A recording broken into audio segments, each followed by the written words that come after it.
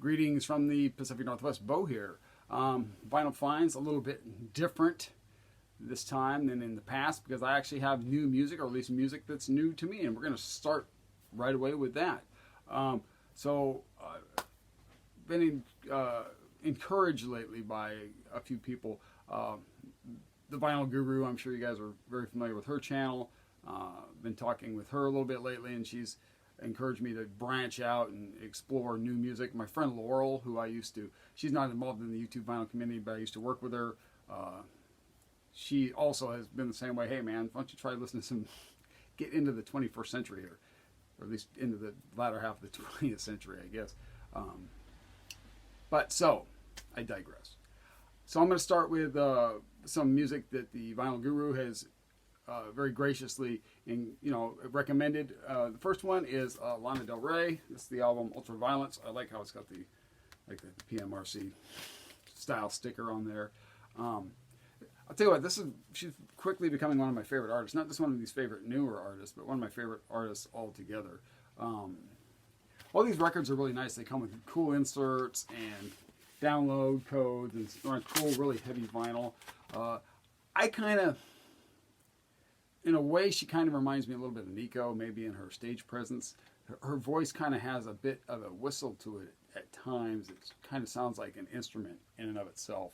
But yeah, I've got to get more Lana Del Rey in my collection.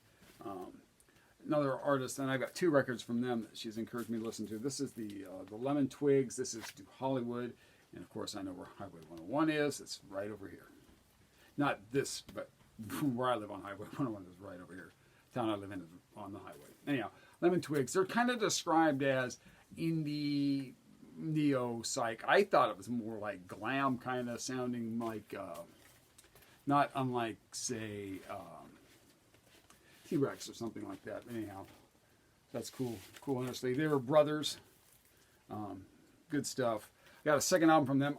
Everything else I've listened to, this one I just haven't had time to spin yet. This is Lemon Twigs Go to School. This is a double album. Got to play that one yet. And this last one's ultra fantastic. And I'm going to screw up his name. I know I am, but I believe it's Michael Kiwanuka. It's described as kind of an R&B stuff. I thought it was kind of ethereal, kind of jazz influenced. Now, the very first track to me was reminiscent of Eric Burdon era War. But everything else after that, this is a double album as well, was more on the styling of ethereal kind of jazz influenced R&B. Fantastic British artist. Having a hard time getting it up to show you any part of the label. So anyhow, there's that one. Definitely got to get more of that. Laurel has encouraged me to listen to another artist. I believe his name is Labyrinth. I don't have anything by him on wax or CD yet, but I'm looking to rectify that.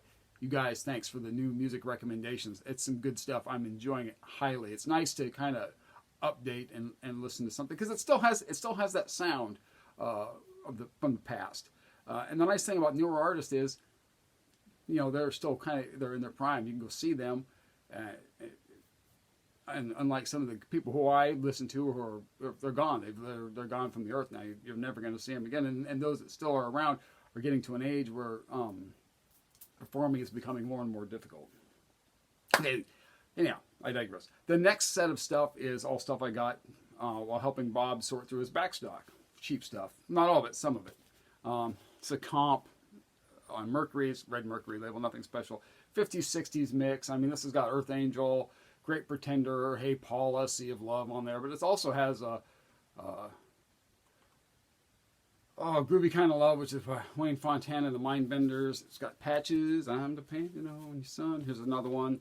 This one's got Shaboom and Little Darling, but this also has Walk Away, Renee and Mendocino on it, which was Sir Douglas Quintet. And the next one, this is a tongue-in-cheek kind of joke thing. This reminds me of a night my brother and I, we'd had a little bit too much to drink, and we were listening to KPLZ, a Seattle radio station, and we called in requesting Rock Me Tonight for no apparent reason other than to be annoying. The DJ was highly annoyed with us, but that's a positive memory of a Saturday night hanging out with my brother one time. This Heart record, I'd forgotten how good this was. I mean, this has got If Looks Could Kill, What About Love, Never, These Dreams. I mean, this is almost like a for this era, like a greatest hits for the 80s heart. Bellevue, Seattle Legends.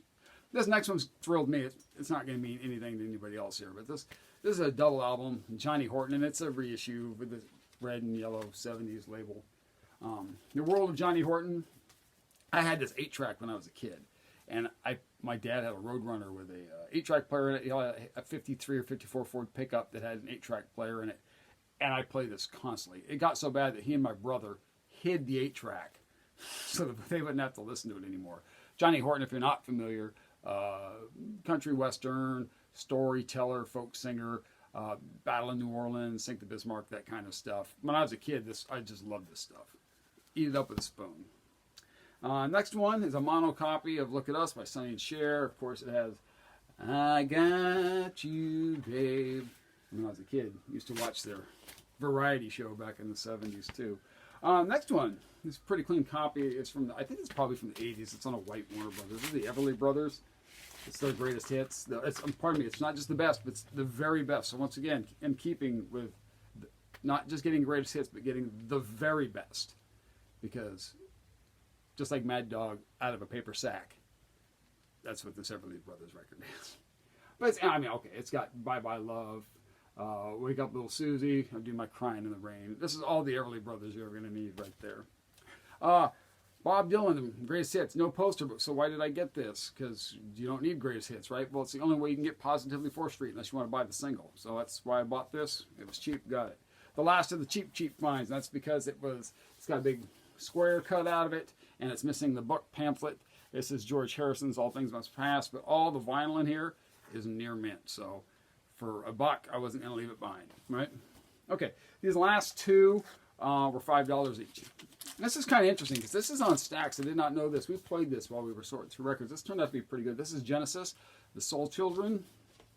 And it's on that Stax from the 70s. I think this came out in 72 or 73. It's good stuff, so I do recommend getting that. And this last one is a record that I've upgraded. I had a copy before. I passed it on, and now I have a nicer copy. This is Wild Honey by the Beach Boys.